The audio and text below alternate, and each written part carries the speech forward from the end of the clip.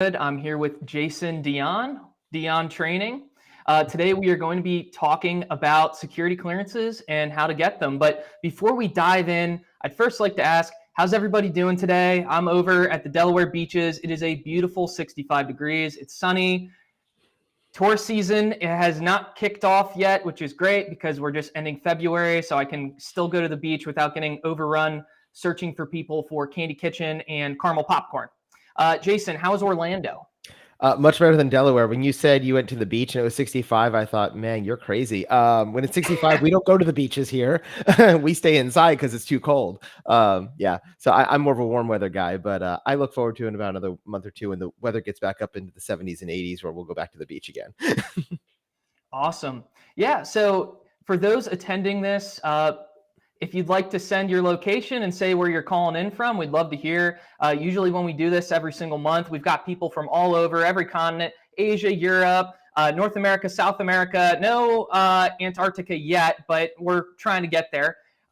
So if you'd like to tune in and say where you're broadcasting from or how your weather is, please let us know. I was just telling the team behind on the backstage here that I had my first powerlifting competition this past weekend, and you are now looking at the newest Delaware State champion in the 90 kilogram raw division. Now, if you're wondering, oh, wow, like he doesn't look that strong, you would be right. I was the only person in that division, so I still took gold. So you're number one and you're also the last place. Exactly. So I'm going to add that to the resume. So if you are my friend on LinkedIn, then you can see that added. So we've got people, two from Atlanta, Georgia. Awesome. England, Dallas. Very nice. Very nice. I see Seattle. Sasha. Oh, okay. Yeah. Hello, Sasha. That's our CEO over at Dion Training. Welcome. Another person for Georgia. Saskatchewan, Canada. For those folks in Georgia and Atlanta, Reed and I will actually be there at the end of July because CompTIA's annual conference, their ChannelCon and their partner conference is going to be in Atlanta this year on July 30th through, I think, August 1st. So maybe we'll have to do some kind of a meet and greet out there. So I see a John Mark Lopez calling out of Abilene, Texas. You wouldn't happen to be at the Air Force Base in Abilene, would you? I'm very curious to know. I had an old officer buddy who was over in Abilene. We've got Phoenix, Houston, Miami. Bob Mold passed their Network Plus yesterday. Awesome job. Very awesome. Miami, very hot. Absolutely. Virginia Beach. I was actually just in Virginia Beach visiting a friend. Costa Rica as well. Nice. My high school Spanish teacher was from Costa Rica, and she would always brag about how much coffee she could drink. And she was this tiny little woman, and she would say, I can drink a whole pot of coffee before going to bed. And she would always do this. She would put her hands up against her head, and I'm like, you're nuts, lady. But she was very, very fun. Senora Martine. No, sir. John Mark. Okay. Deshani from South London. This past summer, I went to London for the first time, visiting some friends and family. It was a lot of fun. I got to go on the river and, do the typical tourist stuff, spend some time out in Wales as well. Beautiful country. My family's from England. So awesome. St. Louis, Missouri, trifecta, studying for CISA, now passed. Hey, congratulations. I'm going to assume it's Ben. And some Maryland, New York. Awesome. Well, on that note, Jason, do you think it's time to kick things off? I think so. We'll go ahead and get started. So the way this is going to work is we're going to start out talking about security clearances for about 10 or 15 minutes, bring you guys all up to speed, guys and gals, and then we're going to do Ask Me Anything. So any questions you have, feel free to drop them in the chat. Christina and Eduardo are helping us on the back end. They're collecting all those chat responses or chat questions. And then as soon as Reed and I are done teaching about security clearances, we're going to keep it very brief. They're going to come on and ask us questions that you wrote, and we'll answer any of your questions you have. So this is an Ask Me Anything, so let us know.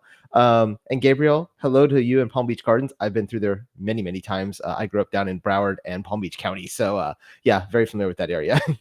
All right. So today we're going to talk about security clearances. And probably the first thing we need to talk about is what is a security clearance? So a security clearance is a status that's granted to individuals that allows them access to classified information. Now, when we use the term security clearance as we're talking today, we are talking about U.S. government security clearances. specifically given to members of the military, members of Congress, DoD contractors, and other people who are working in and around the government that have access to confidential, secret, top secret, or other types of protected information. So, why are Reed and I talking about this? Well, because both of us used to deal with this a lot in the world, because we used to work for some three-letter agencies and the DoD and things like that, and we both had clearances previously as well. So yeah. So that being said, I guess we'll go to the next thing. Reed. Awesome. Yeah. So I'm going to break this down in the grand military tradition. I'm going to tell you what I'm going to tell you, then we're going to tell you, and then I will tell you what I told you. So we have a couple bullet points here. So first, we're going to go over an introduction between myself and Jason. Then we're going to talk about why you should care about a security clearance. And again, I'll reiterate, this is primarily focused on a U.S. audience because that's what we have experience with. We're both Americans. So we're going to be talking about the U.S. security clearance process. Now, after we talk about why you should care, we're going to go in on what exactly a security clearance is and what's classified information. And we're going to break it down at a very surface level, right? Just to give you folks an idea of what that is. Now, how do we go and get a security clearance? That's going to be another point. We're going to go over the SF-86 process, which is the vetting process for that clearance.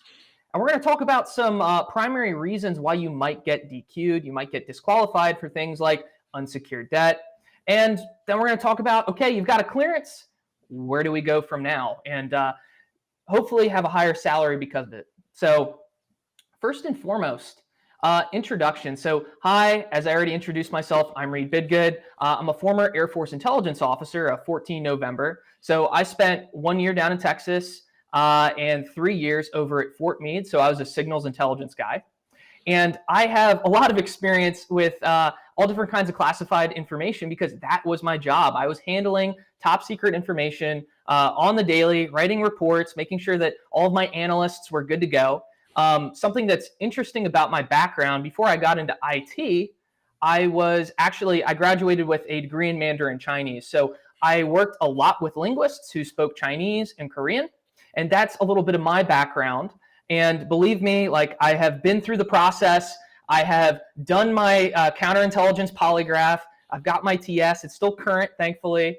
And I've done a lot of security interviews for friends. And when we start to talk about the SF-86, we'll kind of dive into what that process looks like and what they're going to be asking about.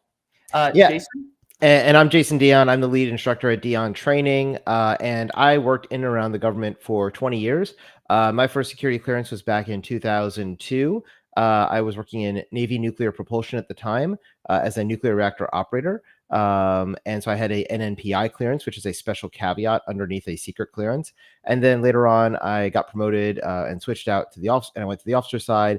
And when I was an officer, I worked on all systems going from unclassified all the way up to top secret and multiple caveats. I worked for three-letter agencies like the NSA for about 7 or 8 years, and multiple different things around the world. And for me, my clearance is no longer valid at this point because I don't use it. And because I've been in the private sector working on the training company side of things, my clearance actually expired about 2 years ago. So, at this point, if I wanted to go back and get a government contracting job, I would have to start the whole clearance process over again. Now, it would be a little bit faster for me because I already had an active clearance and they could turn it back on. If it's within 5 years, they can turn it on pretty quickly, then as opposed to coming in from the outside. But that will also age off for me in about 3 years as well. And then I'll have to start all over as if I was brand new again. But a lot of people get scared about the clearance process. They think it's really scary. There's a lot of things you need to know about it. And we're going to talk about that today of how does it work? Why do you need it? And why it's really important, right? As we said earlier, this is going to be focused towards U.S. citizens. If you're not a U.S. citizen, it's okay. This is still good information. Your country will have its own security clearance process. For instance, I know we had somebody in London, in England. England does have their own security clearances that match up pretty closely with the US, but their process to get one is different. And if you're trying to get a job in and around your government, usually you'll need a clearance as well. So that's what we're talking about. When I talk about a US citizen, what I'm talking about is a natural born citizen born in the US. For instance, Reed and I were born here in America, or a naturalized citizen who has now gone through the green card process and has now been fully naturalized and is a US citizen. Either way, you can get a security clearance. I will tell you, if you're a naturalized citizen or you're a natural born citizen with a lot of foreign relatives, that can slow down your clearance. It doesn't mean you won't get a clearance, but it is harder because one of the things they're looking at is different risk factors associated with you when they're trying to decide, do we give you a clearance or not? We'll talk about that, but it's things like financial past, criminal past, or do you have deep connections to a foreign country? For example, if I am if I am an American who was born here, but my mom and dad were from Vietnam or from China, and my whole family is still in China, right, or Vietnam or something like that, or Russia, or pick a country that the U.S. doesn't tend to get along with great. That would be a flag that they would have to look through and say, okay, now as I'm looking at Reed, I'm saying, okay, Reed, I trust you. Your credit's good. Your criminal record's good. All that stuff, but your wife is from China and her whole family's still in China. Well, could the country of China grab her relatives and hold them as hostage to make you give up secret information? Possibly, because you have that deep connection and you love your wife who's Chinese, right? Or something of that nature. So these are the kind of things you have to think about when you go through your clearance process. Okay. So let's talk about, I guess the first thing we should probably talk about is what are the different levels of clearance, right, Reed? So what is the lowest level of clearance that somebody can get, Reed? So I'm going to be going off, well, first public and unclassified, right? So if you've heard of the term open source or publicly available information, anyone can have access to that, right? So we'll just touch on that briefly. Now, there are no secret requirements to go onto the internet and look information up. However, I'm going to be focused on confidential information, secret information, top secret information, and then various things like the counterintelligence polygraph or the full scope polygraph. Yep. So, Jason, would you like to? And I was going to say, I'll just cover these first two, then we'll knock them out. So as Reed was saying, unclassified, this is something like the US government has a web page, and on that web page it says, hey, here's information about our new ballistic missile submarine. Like, we bought this submarine, it cost us, X billions of dollars, and we bought it from this company. Here's what it looks like, right? That is unclassified. You can go on YouTube and look at that video, right? Then there's unclassified that is controlled, and this is where we share with people who have a need to know basis. For example, when Reed worked for the Air Force, he had a medical record, and he had a dental record, and he had a training record. Those things had personal private information about Reed on them. They're not secret. They're not top secret. They're unclassified, but we still control it. And in the US government, we call this CUI, which is controlled unclassified information. So if it has somebody's social security number, their name, their birth date, other things that are important but unclassified, we can classify it that way. And then that brings us into the next three, which are confidential, secret, and top secret. These type of data can only be shared with somebody who is cleared to that security level and has a need to know. Now, what's the difference between confidential, secret, and top secret, Reed?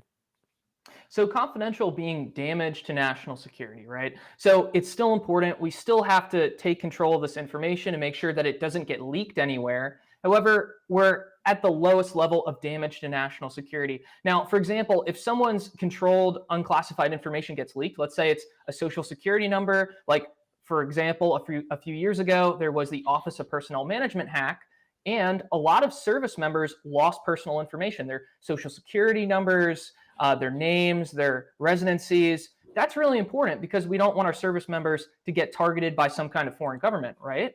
However, when we're talking about confidential information, that could be, hey, we have an indication that troops are massing on a particular border, for example. Now, when we talk about secret information, this could be serious damage to national security. So it's not just troops are massing on the border, it's troops are massing on the border, and we know these units are going to be there, and we have an estimate that 50,000 people are going to be there. So we have a little bit more information. It's a little bit spicier. It's a little bit, you have a little bit more information, and it would cause damage to national security, serious damage. Now, when we get into top secret information, this is exceptionally grave damage. And when you think about exceptionally grave damage, we're thinking about sources and methods. Now, if I said, hey, troops are massing on the border, we have an estimate that 50,000 people are going to be there, we know these units are going to be there, and we know from signals intelligence that General so-and-so talked to Colonel so-and-so at this time, at this place. That is top secret information, because not only do you have that information, but you have sources and methods involved, which could potentially burn that source. So that's just a brief example of what confidential, damage, secret, serious damage, top secret, exceptionally grave damage could look like in a context for information. Jason, would you like to touch on that? Yeah, the other thing I was going to say here is I like to think about these as 3 layers, right? So confidential below, secret, and then top secret. And then in top secret, there's other caveats, which we'll talk about in a second as well. Now, when we talk about confidential, if you're confidential, that means you only can read unclass and confidential. If you have a secret, you can read secret, confidential, and unclass. If you have top secret, you can do top secret, secret, and confidential, as well as unclass. So it's a hierarchy, and it's kind of like I know Spanish 1, I know Spanish 2, I know Spanish 3. If you know 3, you should know 2 and 1, right? But if you're only in 1, you can't go into 2 or 3. And that's how we categorize these things as we work through it. The other thing is that we do have what's called SCI or SAP. And I want to talk about those just really briefly here. SCI stands for sensitive compartmented information or sensitive compartmental information, depending on who you talk to. And this is where we start saying, okay, we've got this top secret information, like Reed said. It's about methods and sources and things like that. For instance, I know the bad actor, the bad terrorist is out someplace and he's talking on a cell phone. And the fact that I can pick up that call because he's using that cell phone and I happen to have some sort of an implant on it or some kind of way to capture the data on it, the information I get from that call may be secret. But how I got that information may be top secret, and not just top secret, but a certain caveat, because only certain people need to know how we got it. Because if people knew, oh, we got it because we had this, rootkit on his Android phone, now they can go and buy a new phone and we lose that method, right? And so it's very highly targeted. Another one you'll see is what's known as human contact, human. There's a special categorization for that called HCS. And so if we have a CIA spy someplace embedded in some foreign government or something, we want to make sure we keep that secret because we don't want people to know that person is there, because if their identity is found out, they're going to be taken out back and shot, right? And then we lose that person and all the information they're gathering for us. So that's why we have these caveated informations. Once you get a top secret, that's your base level of clearance. If you're working at like an agency like CIA or FBI or NSA or something like that. And then based on the role you're in, they will give you access to the certain compartments or the certain areas. For example, in one of my previous roles, I had access to lots of different compartments, including things like human intelligence and technical intelligence methods and sources, because I was doing global cyber defense in one of my previous positions, and I had to have that information, so I was read into those different programs. All right, SAP is what's called special access programs. There's certain ones inside, and this is again like a higher clearance level or a special compartment. If you work for the president's communication team, they have access to SAP information. If you're working with submarines, you need to know which ones are carrying missiles and which ones aren't. That's a SAP thing, right? All types of things like that are kind of highly protected, highly confidential information. And then, Jason, I'd like yep. to touch on that as well. Oh yeah, please go ahead. Yeah, you're the Not intelligence just, guy. yeah. So not only from a general intelligence perspective, but I have a lot of friends who are mechanical or aeronautical engineers, and they also get read into SAP, special access programs, because you might have a weapon system or some other kind of thing. For example, if I had a friend who was working on the F-18 Super Hornet, someone has to be at that top secret level who can go and design the missiles, right? So it's not just in an intelligence context, but the military industrial complex as a whole. Yeah, completely accurate. The other thing is, like I said, there's different levels for the information. When I used to be a nuclear power plant operator for the Navy, the information I got was at the secret information level plus caveated for nuclear propulsion information. Now, the captain of the ship had a separate book where he knew the true limits of how fast that ship could go, that boat could go, and how far we could push it. Because in a time of war, he may need to know that, but only him and the XO and like 2 or 3 people on the boat knew that information and had access to that because it was a caveated top secret information. Whereas all the rest of people who run the reactors and everything, we knew what limits we were told at the secret level. And if we were in a war, he'd say, I don't care, push past the limits. Like your car, you're told can only go 80 miles an hour, but really it can go 103. But you don't know that. Only Ford Motor Company knows that. It's top secret, but they'll tell you if you need to know, right? That's kind of the way this stuff worked. All right. I think it's one last thing, Jason, not to feed a fed horse here, but the reason why this Eat is a fed horse. I don't think I've ever heard that before. yeah.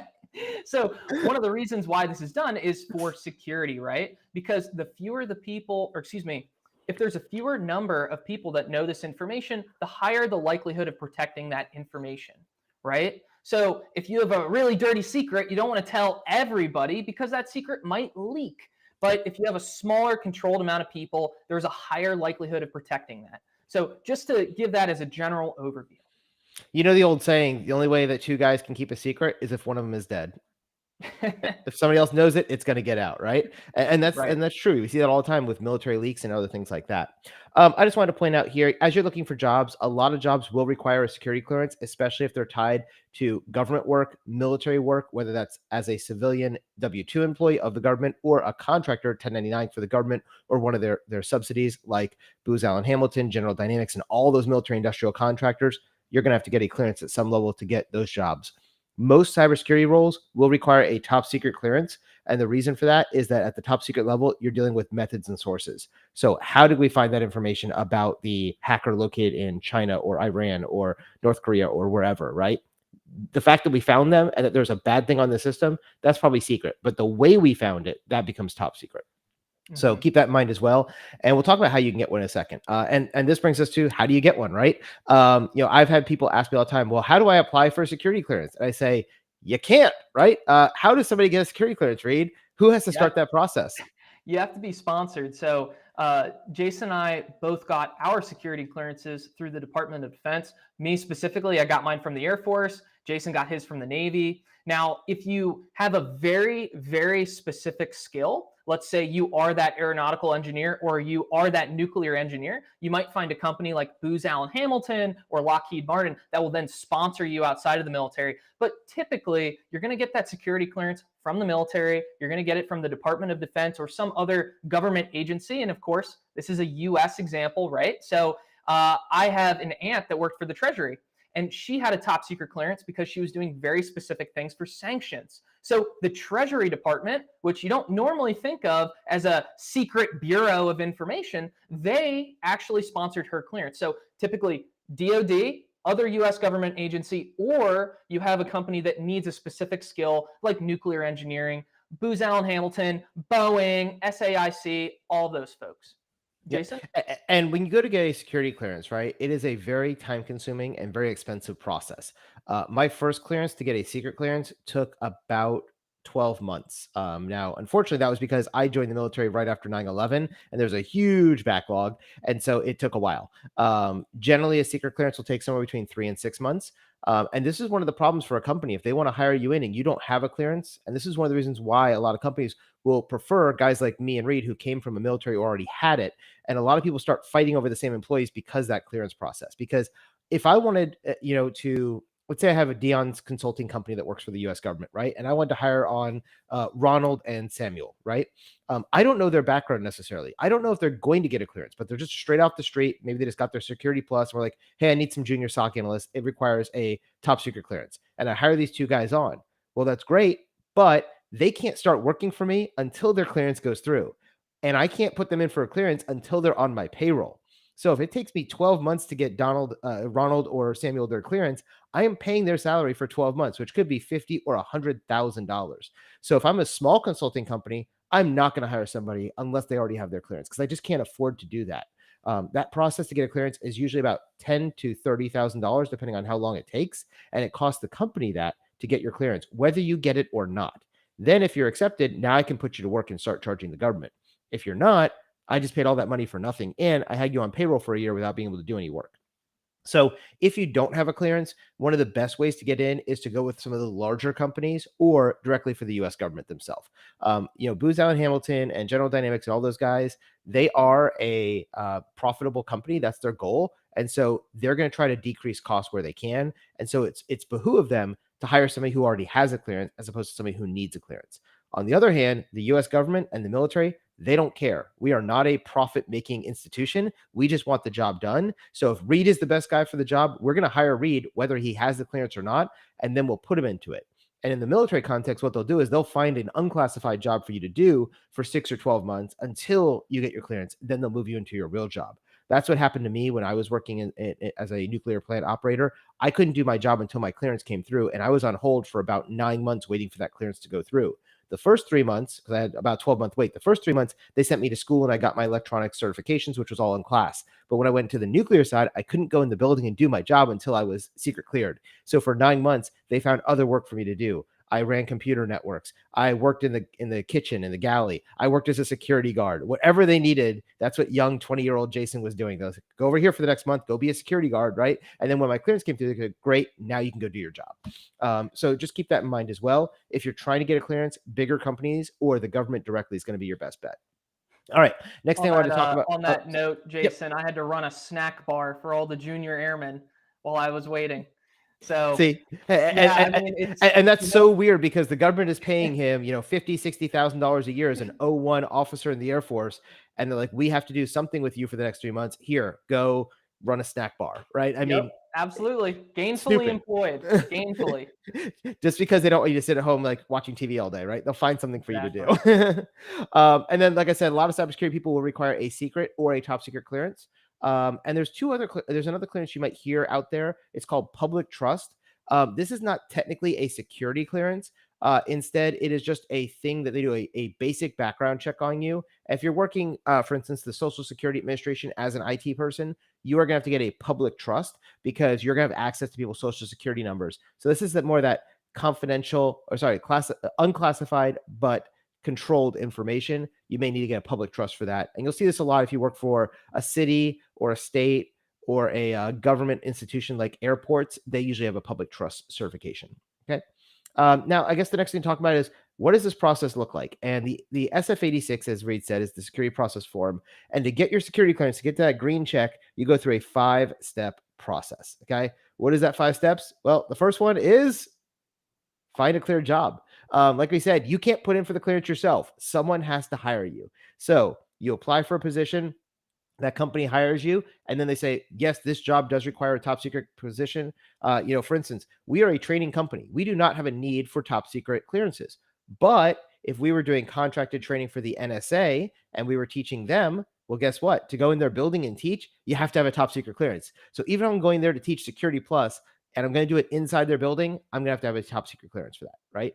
If you're going to work as a janitor, if you're going to work as an IT help desk person, if you're going to work in the cafeteria in the NSA, those folks have a clearance, especially the janitors, because the janitors are going room to room and they're emptying out the trash bags that have the top secret information to take it to the shredder, right? So those folks have clearances. In fact, I used to live up in Maryland when I first started teaching all this stuff. And I lived about 10 minutes from the NSA, and I was teaching at a college called Anne Arundel Community College. And we taught all of our students to get their A+, Net Plus, and Security Plus over a year-long period. And one of the questions students always had is, how do I find a job? I said, well, while you're in school, the first thing you should do is go get a part-time job working as a security guard or a janitor over at the NSA, because it's literally 10 minutes from where our college was, right? And if you get that job, they're going to pay you about $20 an hour to take out the trash, but more importantly, you're getting your clearance. Now, when you get your certifications and you apply for the IT help desk job, they're going to go, oh, Reed's already got a clearance because he's a janitor. Great. Come on in, bro, because that means I can hire you on Friday and put you to work on Monday. Whereas if I find somebody else off the street who doesn't have a clearance, it may be 3 months, 6 months, 9 months. I've seen clearances take up to 18 months before they say, okay, forget it. You're just not getting it. And they fire you. So that's one of the things is find a clear job and get that clearance, right? Second piece, Reed. Complete your SF-86. So the government loves its records. It's a big bureaucratic organization. So just understand they're going to be doing some digging into your background. So some things to be aware of. I know we touched on some of these a little bit before, but criminal record. If you have any history of felonious activity, well, you're probably going to get DQ'd, and for good reason. You're not able to be trusted if you're, robbing a liquor store, for example. We don't want those people with top secret information. Now, you're also going to have some personal interviews. You're going to have to talk to the background investigator. They'll establish some kind of baseline about who you are, what you've done, likes, dislikes, that kind of thing. And then they're going to talk to people from your background, like high school teachers, neighbors, friends and family, significant others, that kind of thing. They want to get an idea of who you are as a person and how credible you are, because you are potentially handling information that could cause exceptionally grave damage to national security. And we take that very, very seriously. You're also going to be they're going to be looking at your finances. So one of the biggest reasons for disqualification is if you have unsecured debt in excess of $15,000. Why $15,000? It's such a random number. Well, when counterintelligence officers look and pick targets, the average for someone to give up their secrets is $10,000. So if you have unsecured debt, let's say your credit bill, or excuse me, your credit card is running wild and you have to pay that off. Well, that's when that foreign adversary, that foreign that foreign intelligence officer is going to say, hey, I know Reed has X amount of unsecured debt. Let me just bump into him at the bank and see how he's doing. So not only finances, but foreign contacts. So I traveled to China. I spent a summer over there in 2017. One of the things I made sure not to do is I did not get a Chinese bank account when I was over there. This ties into the finances. This also ties into foreign contacts because I didn't want to leave a paper trail. I just wanted to draw money from my own personal account in the US. I knew I was probably going to go down the route of being an intelligence officer. It's what I was interested in. So I didn't want to have any questions about my background. I didn't want to have to sit in that interview room and be asked, so Reed, tell us about your Chinese bank account. That would be awkward. Now, the other thing when you talk about foreign contacts is they use this term close and continuing relationship. So anytime you have a close and continuing relationship, you have to report it to the government. Also, if you have any kind of large sums of money coming in, you need to go explain that to the government because, again, finance is a big one. Now, when it comes to close and continuing relationships, I'll give you a couple of examples of things that may come up in your background that can cause problems for you. You're married to a foreign national. I've had friends who have top secret clearances and they go marry a foreign national. When I talk about foreign national, I mean non-US person. Now, is that automatically a disqualifier? Heck no. Depends on the person, depends on their background. But now, let's say Jason goes out and gets married to a woman from London, England. Probably not a problem. We're really good friends with the Brits. Canadians, British, Australian. Those are like three of our best country friends here in the US, right? We have kind of the Five Eyes: the US, Canada, Australia, New Zealand, and the England and the Brits, the UK. If any of those countries, not gonna be a problem. Germany, we're friends with those. Most of the European countries, most of the Asian countries, not a problem. But if I'm going to go get married to an 18-year-old Russian girl, right, and I'm a 44-year-old guy, that may look a little suspicious. And then they look into her background and find out that her mom and dad work for the KGB or something, right? That could be an issue, right? So close and continuing contacts, both of a sexual nature or a girlfriend-boyfriend nature, or just a friendship nature. When I started Dion training back in 2016, our first couple of employees were foreign nationals over in the Philippines. In fact, Sarah, who's the lead of our video production side, she still works with us today. But when I started working with Sarah, every single week we had a meeting, me and her. So we were talking every day as she was doing work, and we had a weekly staff meeting as well with her and the rest of our team. And because I had that close and continuing relationship with a non-US person, because she's a Filipina, I had to report that to the government, and I had to get her name and her phone number and where she lives and say, hey, this is the person. Here's my contact with her. She works for me. She's one of my employees, and I talk to her every week. And I said, great, not a problem. Move on. Similarly, when Dion Training started making money and my bank account started getting bigger than what I should be having as a U.S. contractor or a U.S. government employee, I had to report that and say, hey, just so you know, here's what I made last year. And you'll see that, when you look at my bank account, there's this $10,000 a month is going into it. And they're like, why is there $10,000 a month? Like Reed said, 10 to 15,000 is the average spy amount, right? And so they want to make sure that it's not the Russian government or the Chinese government paying Jason off, and that it was Udemy and LinkedIn sending me money because I made a product that was being sold on there, right? So these are the kind of things that can trip you up. The next step in this process, step 3, is the government will then start their investigation. And as Reed said, they're going to do a credit report. They're going to pull your criminal record and any interactions with the police. They're going to talk to your past employers. If you're going for a secret clearance, they usually won't talk to your friends and family. If you're going for a top secret, they will.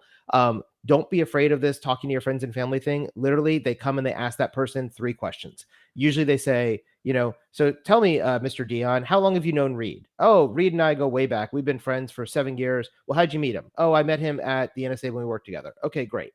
I'm like, so would you trust Reed with our country's national secrets? Do you think there's any chance that he would sell our secrets to another country? I'm like, no, Reed's completely trustworthy, no issues at all. I'm like, usually it's like there's like 3 questions like that. It's super quick, 5-10 minutes, usually over the phone or FaceTime, and they move on, right?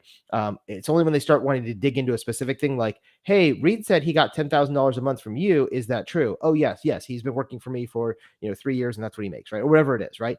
And that way they can justify that it's not him selling secrets to some foreign country.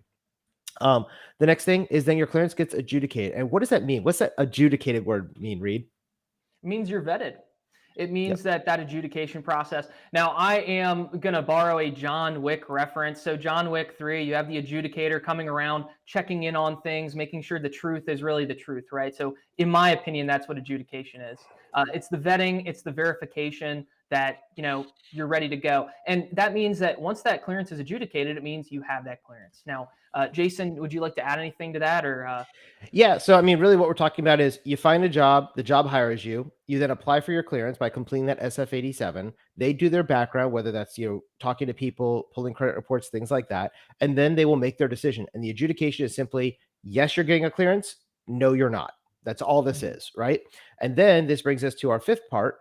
And our fifth part is that we are going to get your investigation determination being provided back to you. So in step 4, they made their determination. Step 5, they give it to you. Now, if you are found not to have a clearance, can you appeal that? Yes. It may be that you say, hey, why wasn't I granted? When they'll say, well, we looked at your credit and you're making $50,000 a year working as a help desk technician at XYZ company, but you've got $300,000 in debt.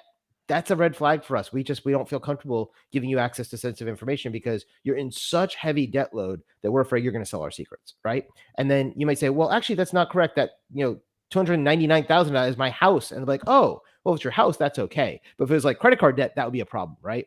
Right. And again, this is all situational. It's going to be based on, Reed kind of said 15,000 earlier. That is not a huge like set in stone rule. It's just that kind of becomes the trigger. But if you are Mhm. somebody who is I don't know, Air Force colonel and you're making $200,000 a year, then having $50,000 in debt is okay. It's only 25%. So it really is more of a debt to income ratio. And generally, the rule of thumb where they really start to panic is anything over 45%. So if you're making $100,000 a year, you can go up to about $45,000 in debt. So keep that in mind. And the big thing there is unsecured debt, right? Cars and houses, they give you a little more leeway because most people don't bankrupt over cars and houses. You want to hear a little funny story, Reed, when it comes to the disqualifications. You're Mhm. talking about, one of the reasons why my clearance took so long, my first one to get my secret clearance, was when I finally got my interview, which took them 10 months to get around to interviewing me. They go, well, we've been looking at your file for a while, sir. And I'm like, well, why? What's the problem? Like, well, you've had a lot of interactions with law enforcement. And I'm like, law enforcement? I've never been arrested. And like, yeah, we see here that you have 22 speeding tickets over the last 3 years. And we think that, maybe somebody could blackmail you over this. And I'm like, so you're saying that Russia's going to blackmail me because I like to drive fast and get pulled over? I'm like, I don't think that's the case, guys. But literally the fact that I had so many speeding tickets, and most of them were thrown out because I, hired a lawyer and they got me off and I didn't get the points or anything. But I drive fast. Yes, I do. And like literally that was what was holding up my security clearance. And I'm like, that's the problem. Like seriously, like that's your biggest problem, US government. But it just seems so silly to me. I'm like, speeding tickets, that's going to hold up a security clearance. But yeah, I mean, you never know what is going to be the thing that holds up your clearance with an investigator. Another time I actually was on hold for 5 months when I switched from one job to another because that new job I already had my top secret clearance, but I didn't have my SCI compartmentalization, which requires you get a polygraph. And the time I moved there was about 4 months after Snowden happened, right? Oh, Lord. And so I report to the NSA 4 months after Snowden, and I went into a 6-month hold because they're like, yeah, we are really looking at everybody's clearance now because he was a cleared contractor. He had a valid top secret clearance when he got all that information and gave it out to other people. And so at that point they said, whoa, we have to relook at all of our processes. And it just created a huge backlog in the system. It took them about 3 years to get back to current. As of about 2 years ago, when I left working with the government, it was taking on average about 4 months to get a security clearance. But I have seen it take as long as 18 months. So just keep that in mind as well. If you are a cleared contractor, there are special places you can go to look for jobs because companies want people who already have a clearance. Reed, I know you've got a couple of examples of that. Like, where do you look for cleared jobs generally? Clearancejobs.com, actually. There's So there are some easy. other. I know it really, it rolls off the tongue there. But if I was going to be looking at a cleared job, I would probably, and I'm not shilling, I'm not sponsored by cleared jobs, or excuse me, clearance jobs, but that's probably where I would go. Now, there's also things on LinkedIn. There are things on Zillow, or not, I was going to say Zillow, on Monster, and other job boards, and they will say in the requirements that you have to have a TS, SCI with whatever polygraph. But I would preferably go to a website that has those jobs specifically, because otherwise you're kind of, shooting in the dark. Whereas if you go to a website that specializes in that, headhunters will reach out, recruiters will reach out. It'll make things a lot easier. Also, Jason, we're coming up to the 40-minute mark here, Yep. so we can wrap it up a little bit if that's okay with you. Yep, that's exactly what we're doing. And the only thing I was going to say on the jobs is if you are already cleared, that's where clearance jobs helps. If you don't have a Mhm. clearance yet, that's not the site for you. If you're trying to get a clearance and you don't have one yet, I would check out some of the big contracting firms: Booz Allen Hamilton, General Dynamics, Raytheon, any of the military contractors. They all hire for people that need cleared jobs, but it is going to be harder to find those jobs if you don't already have a clearance. The one that'll be the easiest to get is if you go to usajobs.gov, which is the official hiring site for the US government. Any of the government W-2 positions that require a clearance will be listed there. And the government does not discriminate whether you have a clearance or not, where private companies often will.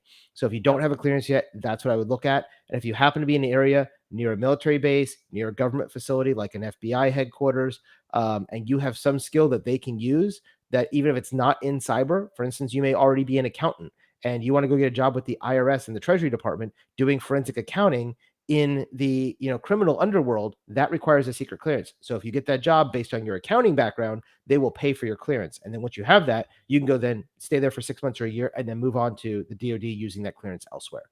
So yeah, so that's all we have to talk about with clearances. The last thing I'm going to say here is I do have a course that is not available anywhere, but because you've stayed with us and listened to me blabber on about clearances for the last 40 minutes, if you want to get a copy of it, you can email support@diontraining.com. And in the subject line, I just want you to say, request access to cleared course. That's CLEARED, cleared. And that's the name of this course. It's about an hour and a half course where we dive really deep into each part of this step of the process. So if you're interested in this and learning how to do it, that is what you want to do. So my team's going to go ahead and post that in the chat that just says, if you want access to the cleared course, please email support@diontrain.com with the subject access to cleared course. And I think it just got put it in the chat as well. And once you do that, give us 1 to 2 days to get you access. It's a manual process. Moving forward, as we do these AMAs, we are going to be setting up different types of giveaways like this cleared course this week. And we'll have a form you'll be able to fill out and automatically get enrolled. This month, our team didn't get the backend built out properly yet, so we're doing it manually. So shoot us an email, give us 24 to 48 hours, and we will enroll you in that so you can watch that course if you want and get all the details of this clearance process and really dive deep into how it works and what the disqualifiers are. That being said, I'm going to pass the mic over to Christina, who should have a bunch of questions for us from your chat. And we're going to stay here and answer some questions for the next 30 or 45 minutes. And if you have any questions, just drop them into the chat. Yeah, Christina, we'll start with there. All right. She just threw it up on the screen, so I'll just read it and we'll go from there. So, Reed, do you want to read and I'll answer this one? All right, sounds good. I'm from Iran and I came to the United States in 2018. I'm now a US citizen. I recently had an interview with Textron for an internship. They will let me know the results this week. Good luck. Do you think because I'm from Iran, it will take longer for them to, I'm going to assume adjudicate the is clearance. the last portion of that? Yeah, it was adjudicate the clearance, I believe is what the question was. It just got cut off in the on-screen display. So yeah, so I'm going to be honest and upfront. It will be harder. It is not impossible.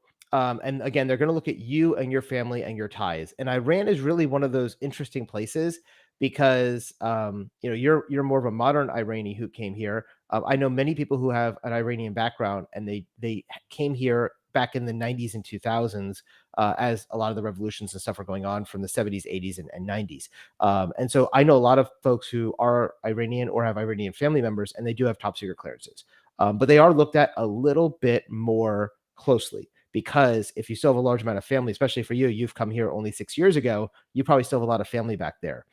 When it comes to kind of the red list countries, if you will, the biggest ones that we kind of have beef with as an American country versus others, generally the four you'll hear is the Russia, obviously, China, DPRK, which is North Korea, and Iran. The fifth one that sometimes gets added is Cuba. So those five are kind of the big ones that kind of become a red flag, or at least a yellow flag, where you'll get additional scrutiny, in my experience. So it's not a no, but it's a possibility.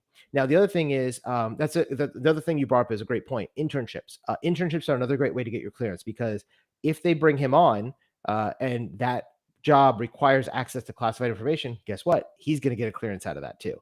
So you can do an internship and get your clearance. Will that company care that you're from Iran? Probably not.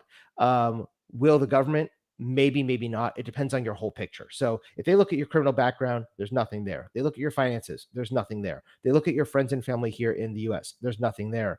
Then they'll probably say, yeah, you're good. We're going to trust you. Right. Or they may say, we'll give you a secret, but we're not going to give you a TS with SCI, TK, blah, blah, blah.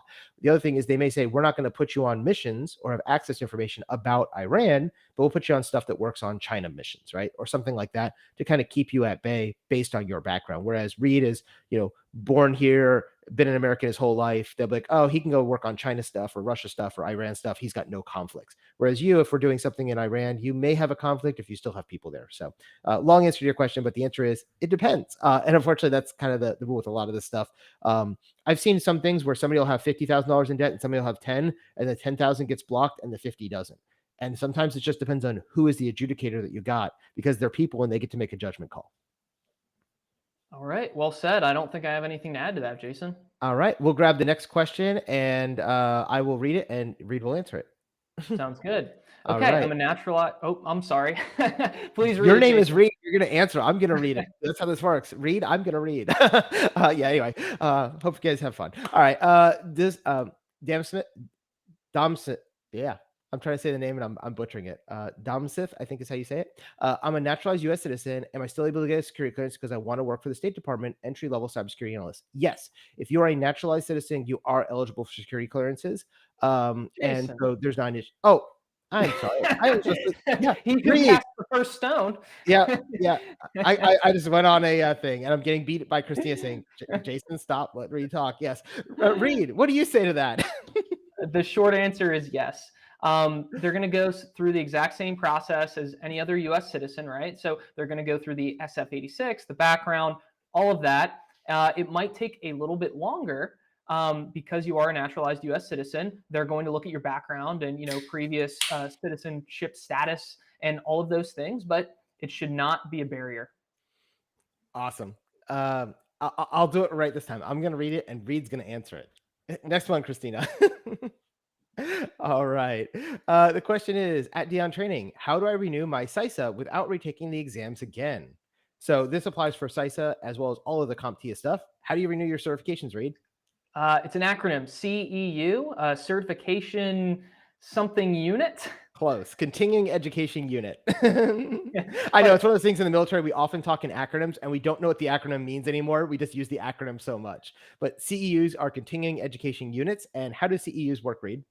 Right. So it's basically something that you can quantify. It could be a professional conference. It could be any kind of education. You can even get them from listening to podcasts on certain subjects. You basically track where your CEUs are coming from. There might be some kind of verification code for them. And then you pass that over to CompTIA and then boom, renewed. Yep. And so for CISA, for Security Plus, CISA, and Pentest Plus, they require 50 credits every 3 years.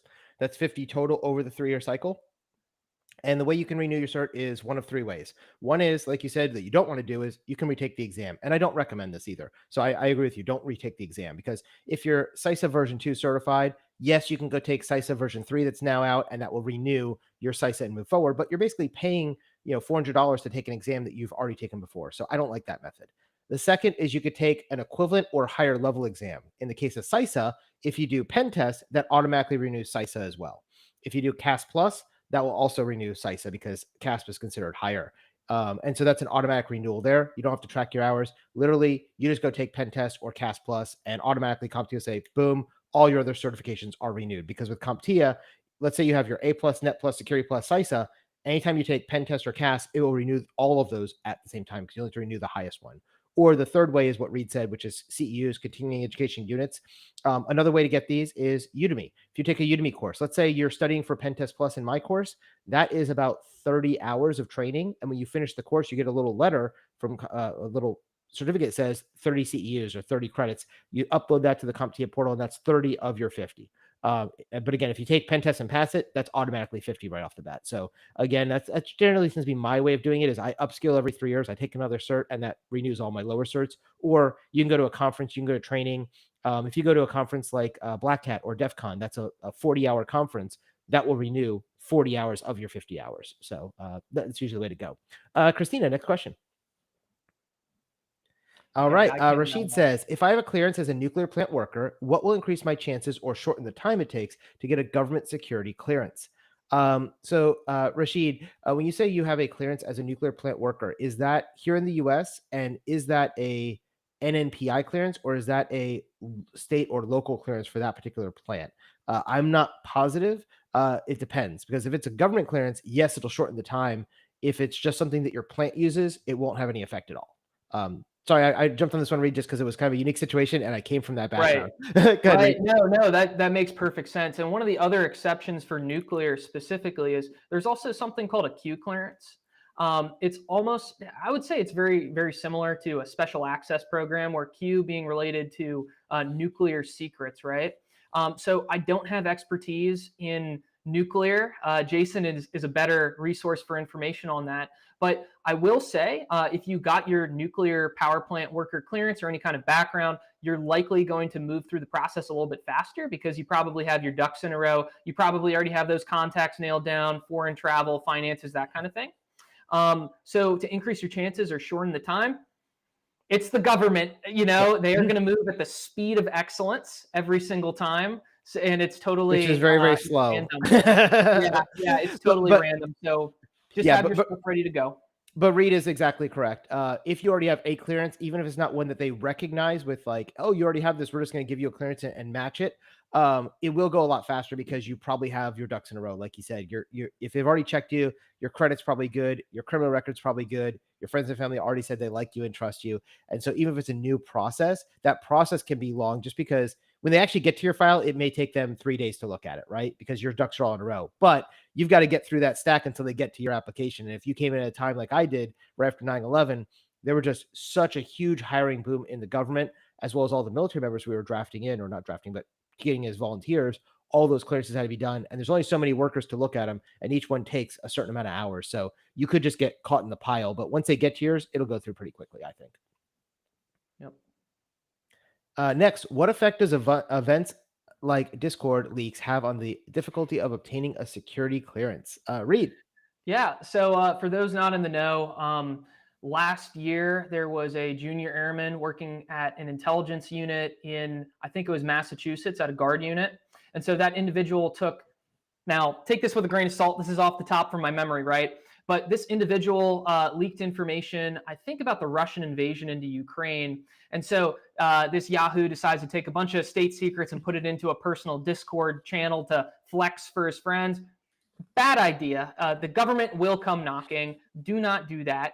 But in order of difficulty, in order to get a security clearance after that, Washington, D.C. leaks like a sieve. If you know what a sieve is, it's basically, like it flows right through, right? So we do everything that we can to keep our secrets secret, and we do the best we can for vetting of people. However, this kind of thing, it always has happened. It always will happen. How do we improve the system? It's a great question. There's always a compromise between speed and accessibility and security, right? It's just like the CIA triad for regular cybersecurity questions. We need people to fill these positions. We do our best to vet people. Will it make things a little bit more difficult?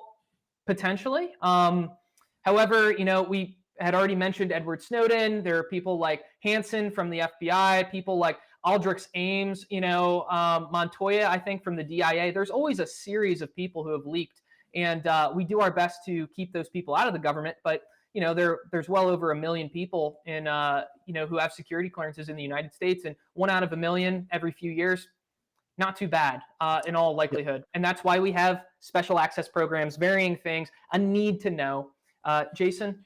Yeah, I was just going to say, in my 25 years of working with the government, I've seen that things go in cycles, right? And anytime there is one of these events, i.e. Snowden happened, there's a huge, oh my God, what are we going to do? And everything gets locked down real quick, right? And then it takes about 6 months or a year, and we all move on and forget about it, right? And this happens. Same thing with the Discord leaks, right? When this happened, they said, oh, why did this happen? They found the person. They said, oh, it was this guy. And this guy had a valid security clearance. He had a valid background. He was 19, 20, 21 years old, very young guy, and he worked as a Air Force reservist, right? And so he had a clearance for that position, and then he was using. It wasn't like a hack by a foreign government. It was just somebody who wanted to show off, and they downloaded stuff and took it off and didn't realize the severity of what they were doing, right? So when that happens, all of a sudden the government goes, whoa, and they start looking at who can we cut off accesses to, how can we better protect things. People start classifying things higher so that less people can see it, and all things like that. And that just creates more backlog to the system, but generally it works itself out. So if you see a big news article that happens about some kind of cleared contractor was caught for spying, or somebody was selling government secrets or whatever, you can expect for the next 6 to 9 months, maybe even a year, that the system is going to slow down by at least a factor of 2. So if it normally takes 3 months, it's now going to take 6. If it normally takes 6, it's now going to take 12, because they give everybody a double scrutiny look because of that. So just keep that in mind as well. That's really the only effect. Will it stop us from issuing clearances? No, because we still have a valid need to do that, right? And so we're going to have to continue issuing clearances because we have work that needs to be done, and we need clear personnel to do it. Next question. All right. So if you have a credit card debt of 25,000, are you automatically disqualified? I think we talked about this a little bit, but Reed, you threw out the 15,000 number. Do you want to answer this a little bit better? Right. So not automatically disqualified, but they will dig into your personal finances, and it's a spectrum, right? It's very holistic. So if you're making $500,000, $25,000 of debt is a drop in the bucket. If you make $30,000 a year and you have $25,000 of unsecured debt, that is significant. That's nearly your entire yearly salary at that point. So it's all circumstantial.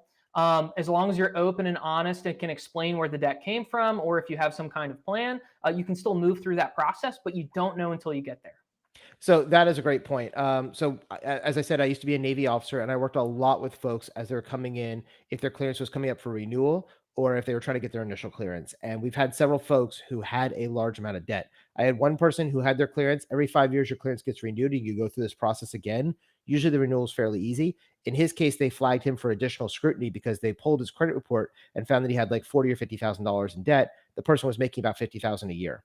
And when they pulled it, they go, oh, we're looking at pulling your clearance. And I sat down with them and said, look, what we need to do is we need to figure out what your plan is to get out of this debt. And we looked at why did he have this debt? Well, while he was on deployment in the Navy, his wife decided to leave him. But before she did, she went and bought a new car, a new house, furnished the new house, and she had a power of attorney. So she did it all in his name. So when they got divorced, she got all the stuff and he got all the debt. So he got kind of screwed. But it is what it is. But what we had to do was basically he wrote a letter to the adjudicators and said, look, I understand I've got this $45,000 of debt. Here's my plan to get it paid off in the next 5 years. I'm going to spend this amount of money per month.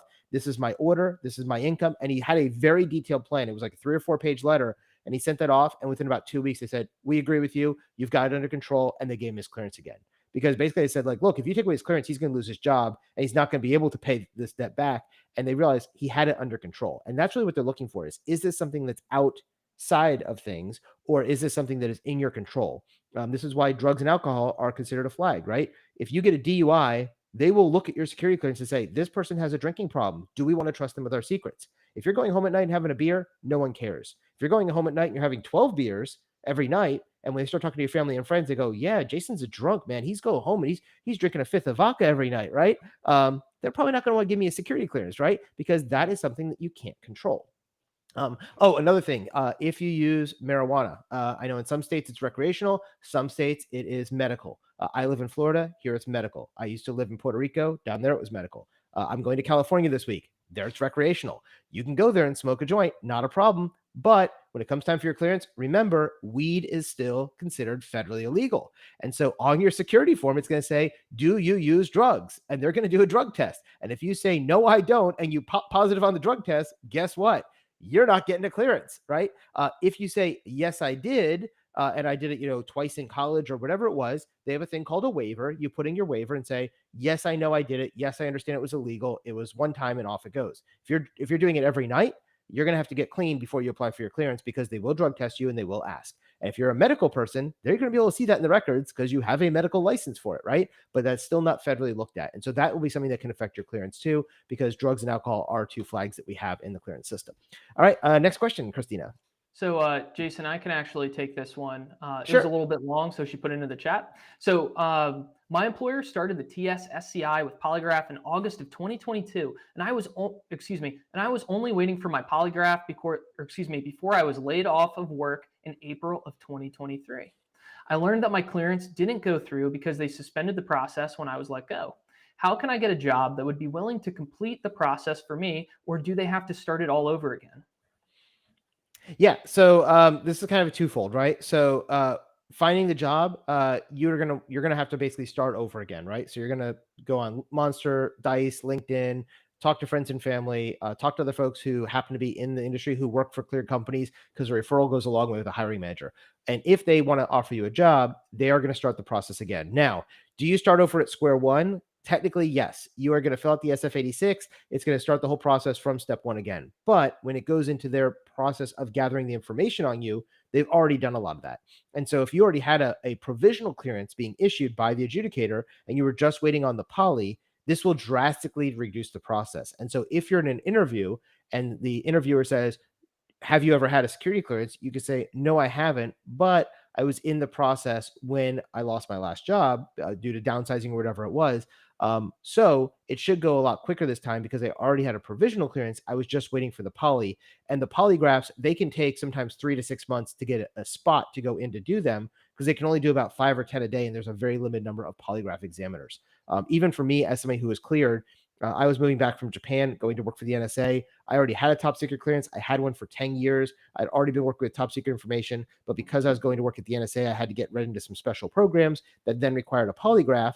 And it took until there was one investigator that could do polygraphs in all of Japan for us, and they were located like 3 hours from my house because I lived in Okinawa and I would have to fly up to Tokyo to go do it. And the government decided it just wasn't worth it. And like, we're just going to move you to the NSA. When you get there, you'll do your polygraph then. And I got here, and then I still had to wait like 2 months to get in to see a polygraph examiner in DC. And then it took like another month to get the results back. So for like 3 months, I sat around doing unclassified work because they wouldn't let me in the building even. So there's like literally a trailer out in the parking lot that we put all the people in to go as a holding company until you're ready to go into the building. So it does happen. Yep.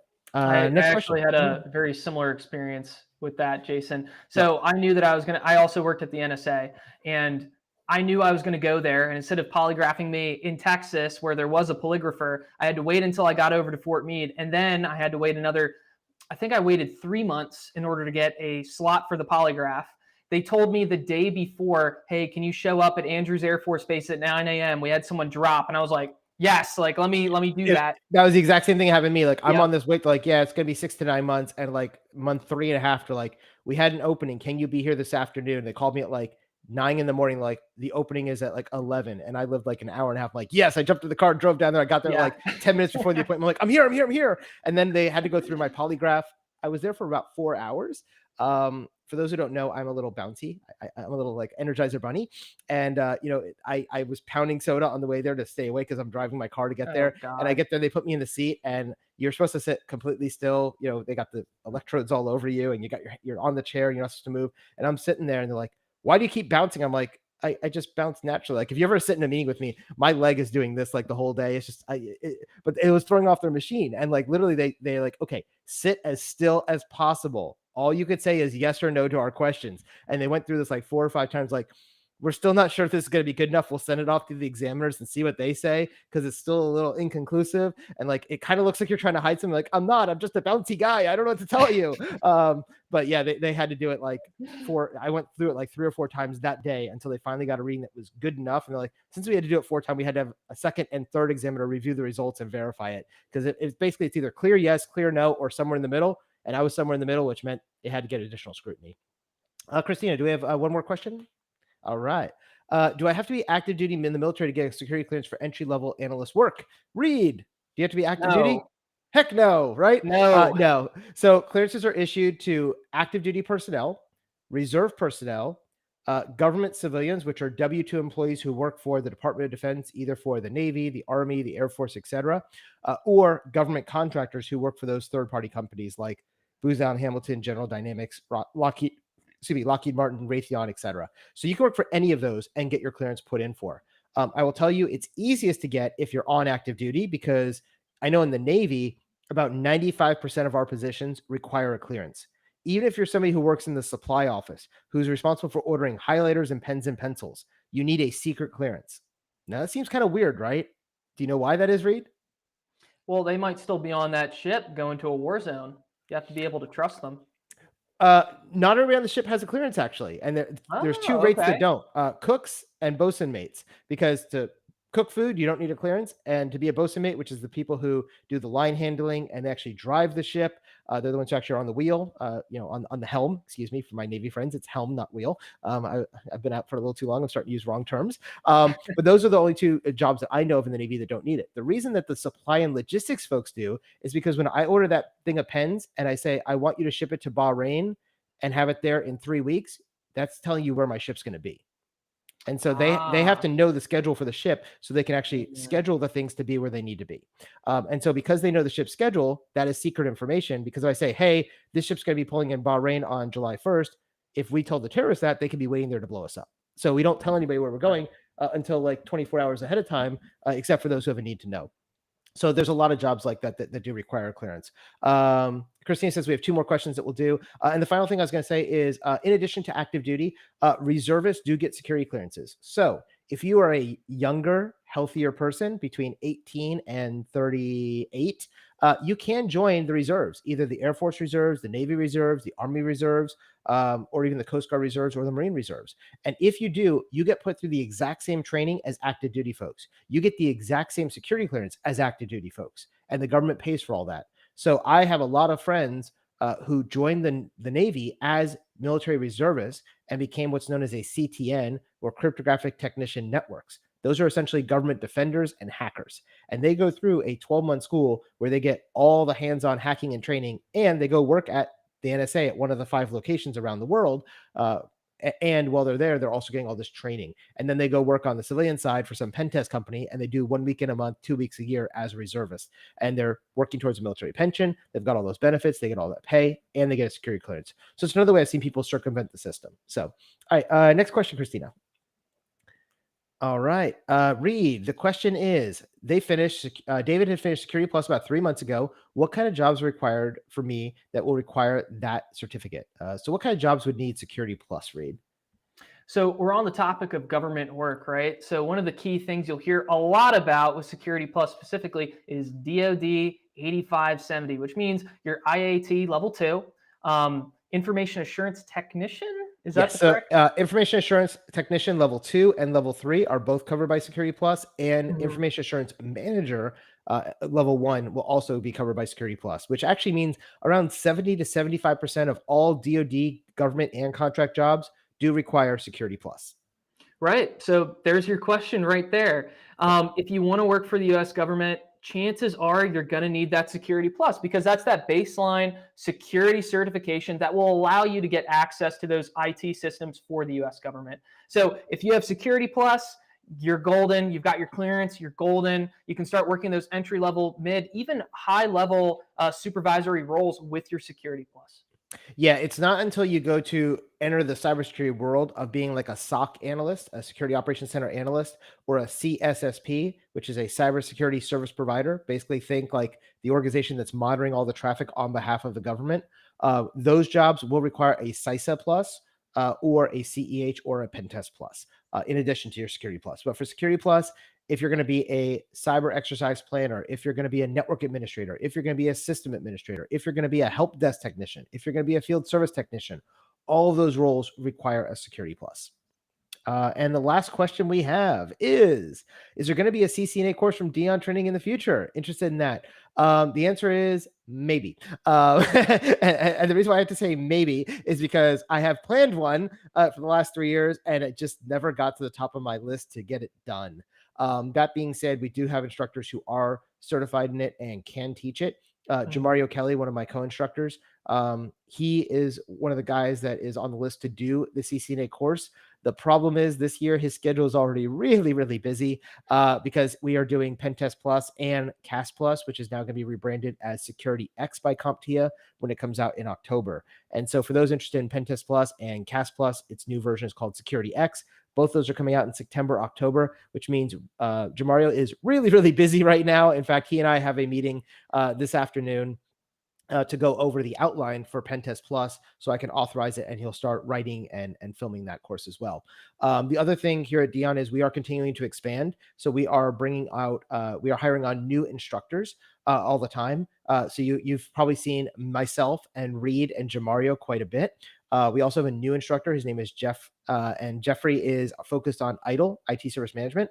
For those who are in my IDLE program, we do have the new IDLE practice certifications coming out. There are 15 of them. And so Jeff has been very, very busy filming each and every one of those courses. The first one should be coming out in late March or early April. And every 2 weeks or so, one of those 15 will be dropping. So over March, April, May, June, you'll be seeing all of those coming out. Each of those are around 2, 3, 4 hours, and they focus on a specific IDLE practice and how you use that in the real world. They're very hands-on, very real world, and very much getting you the skills you need to do this in the real world. We also have a couple other instructors that we're working with to start doing some hands-on cybersecurity courses later this year. So we're going to have a course called Mastering Nmap. You guys going to be teaching you everything you need to know about using Nmap. We have another one we're working on for Wireshark. We have another one that we're going to be working on for Metasploit. And as we continue to work on these, we're going to be putting out additional courses in this vein, because I think it's important once you pass something like Security Plus or CISA Plus or Pentest Plus. We talk about Nmap and Pentest Plus. We spend about 30 to 45 minutes on it. But really, that's just getting you an introduction. It doesn't teach you how to use Nmap in the real world on a daily basis. And so this new course will be 5 or 10 hours doing everything in Nmap, right? Basically, it's going to be a full manual replacement. We're going to teach you every command, everything you can do. Same thing with Metasploit. We're doing the same thing there. That'll be about a 10 or 15-hour course. We'll teach you how to build your own lab, and then we'll teach you how to hack through that lab using Metasploit. And that's kind of some of the things we're working on this year. So long answer to a short question, which is yes to CCNA. When it's coming out, I don't know. We're also looking for other instructors, and we have been looking at other instructors and other smaller training companies that may join our Dion Training family. The problem is I just haven't had time to do CCNA, and there's only so many hours in the day and so many hours in a week. And so now we're expanding by adding in additional instructors to help with that. And it'll be very similar to what you've seen before, where like Project Plus is me and Reed working together, and more Reed is doing more of the project stuff, and Jason's moving out of the project as I'm working on other areas. Go ahead, Reed. So on that note, Jason, we're actually releasing a job description for an exam writer as well. So if you don't want to be on camera, you want to dip your toes into writing practice questions for some of our courses, there's another job description coming out for that. And we just talked about IDLE. By the way, if you like project management, Prince 2, 7, our foundation course just released this week. So feel free to go and check that out if you would like to see us on camera talking about Prince 2. Yep, and that course is Reed and I are both in it. It's about half and half between him and I. The second level of that is practitioner. He's currently filming that right now, and that is all Reed. So if you go to practitioner 7th edition, you'll have Reed 100%, which is great because he's an awesome project management instructor. So yeah, so I hope you guys have had a great time with us today. Thank you for spending your hour with us. I know we did go a little bit over. If you have any other follow-up questions, you could always reach us at support@diontraining.com or on any of our social media channels. We have a full team of our instructors as well as our social media team that keeps an eye on all of that. And if you don't get me or Reed directly, you'll still get one of us or one of our team. And if it's something they can't answer, then it goes directly to us. So if you're like, hey, I got this specific question for Jason, you can put that into our support desk at support@diontraining, and we'll be able to help you with that. The next one we're going to be doing is March 19th. And then keep an eye out on your email. If you want to be on our mailing list, please go to diontraining.com and sign up on our mailing list. That way you don't miss any of these AMAs in the future. I just had a great meeting last night with James Stanger, who is the Chief Technology Evangelist over at CompTIA, and we're working on getting a scheduled AMA with him. So anything you want to know about CompTIA, he is the guy. He's been there for like 15, 20 years. And we have another one that we're going to be doing, him and I, that we're working on right now. On AI and cybersecurity and how it's going to affect the job market for cybersecurity moving forward. So we had our initial meeting yesterday. Christina, our social media manager, is currently working with his team to make sure we get it on the schedule. And as soon as we have that, we will let you all know. It's going to be one you definitely do not want to miss. So when you see that training come out for AI and cybersecurity workforce, you're definitely going to want to be there. And when you see that AMA with James, it's a great opportunity to talk to, a C-suite executive at CompTIA and get your questions answered. So yeah, definitely keep an eye out for those. And you can sign up on our mailing list at diontraining.com. Other than that, we'll see you next time. Thanks for joining us. All right. Thank you very much, everyone. Also, join the Discord. I like to hang out in there, and add me on LinkedIn. Yeah, Reed's the Discord guy. I'm the Facebook guy. So you can find us under those two places.